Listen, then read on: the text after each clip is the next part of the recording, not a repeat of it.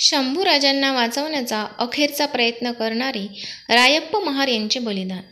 शंभूराजांना संगमेश्वरी कैद केल्यानंतर मुकरब खान शंभूराजांना अहमदनगर जिल्ह्यातील बहादूरगडाकडे घेऊन आला.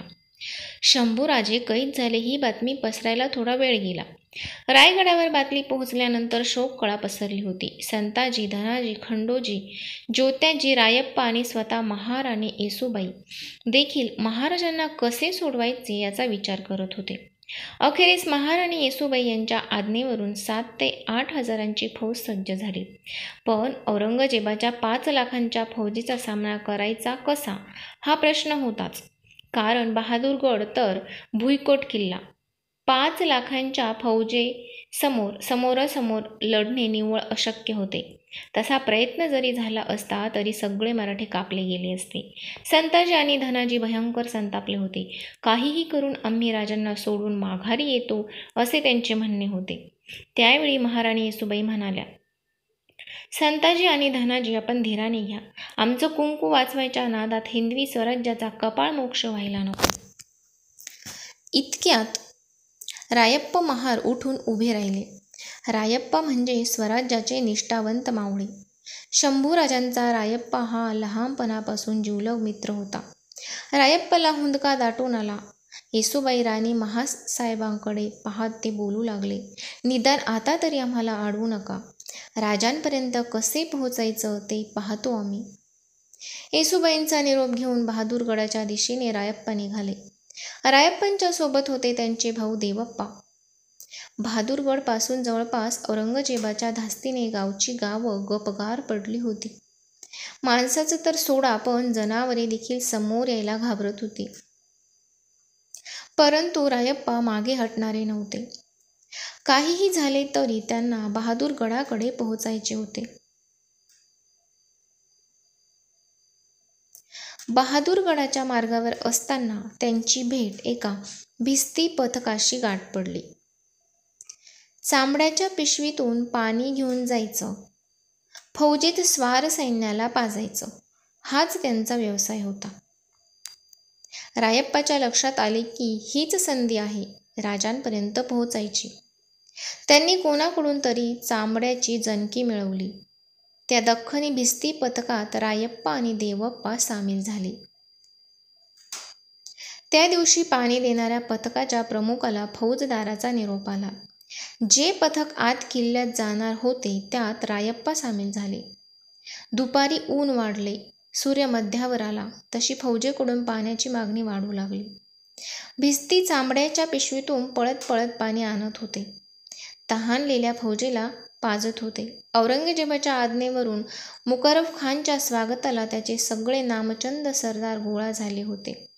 शंभूराजे आणि कवी कलश यांना कैद करून साखळदंडाने जखडवून धिंड निघाली होती. तोपर्यंत ही धिंड कोणाची आहे याची रायप्पाला तीळमात्र कल्पना नव्हती. तो पाणी पुरवत आत किल्ल्यामध्ये घुसण्याचा प्रयत्न करत होता.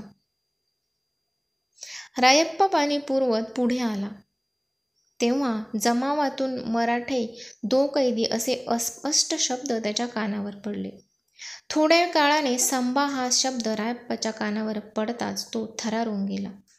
तो तसाच पाणी पुरवण्याच्या बहाण्याने गर्दीतून वाट काढत राजांना ज्या उंटावरून धिंड निघाली होती त्या उंटापाठोपाठ चालू लागला. त्याने समोर येत एका वळणावर शंभूराजांकडे पाहिले. राजांचे ते चमकदार डोळे त्याच्या दृष्टीस पडले. दोघांची नजरानजर झाली आणि राजे उदासवाने हसले. शंभूराजांनी त्यांना ओळखले असावे. आपल्या राजाचे चालवलेले ते हाल पाहून इमानी रायप्पाचे काळीज तुटत होते. खोड्याच्या घट्ट लोखंडी कड्या आणि बिजागाऱ्या राजांच्या शरीराला बोचत होत्या. सुरुवातीला राजांच्या शरीरातून वेदनेच्या कळा उठत होत्या, पण हळूहळू सारे शरीरच बधीर होत गेले. जेव्हा शंभूराजे बहादूरगडाच्या मुख्य वेशीजवळ पोहोचले तेव्हा समोरचा महादरवाजा उघडला गेला. राजांसाठी काहीतरी करण्याची हीच नामी संधी आहे हे रायप्पाच्या लक्षात आले. रायप्पाचे रक्त उसळले, कानशिले गरम झाले, धमन्या पेटल्या.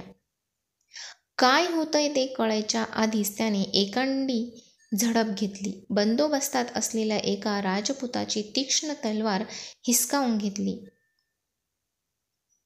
आणि काय होतंय हे कळायच्या आधीच त्याने बाजूच्या 2 अंमलदारांना तलवारीने सपासप कापून काढले. राजे शंभूराजे अशी आरोळी ठोकत तो पुढे धावला. आपल्या तलवारीच्या घावांनी राजांच्या अंगातील साखळदंड तोडण्याचा वेडा प्रयत्न तो करत होता. इतक्यात संभाका आदमी गनिम गनिम असा मोगलांनी गलका केला. राजांना सोडवण्याचा प्रयत्न करणाऱ्या रायप्पाच्या दिशेने एकाच वेळी अगणित तलवारी पुढे सरसावल्या. सपासप वार झाले. रायप्पाची पाठ, बलदंड, खांदे सर्वांगावर तलवारीचे वार झाले. रायप्पाच्या शरीराचे अगणित तुकडे झाले. रस्त्यात पडलेले रायप्पाच्या शरीराचे तुकडे तुडवत तुडवत धिंड पुढे चालली होती. काय घडले हे राजांनी उघड्या डोळ्यांनी पाहिले होते. शंभूराजांना सोडवण्याचा हा शेवटचा प्रयत्न ठरला. त्यानंतर शंभूराजांना बहादूरगडवरून इंद्रायणी भीमेच्या संगमावर वढू तुळापूर येथे आणण्यात आले. महाराजांचे पुढे इथेच निधन झाले.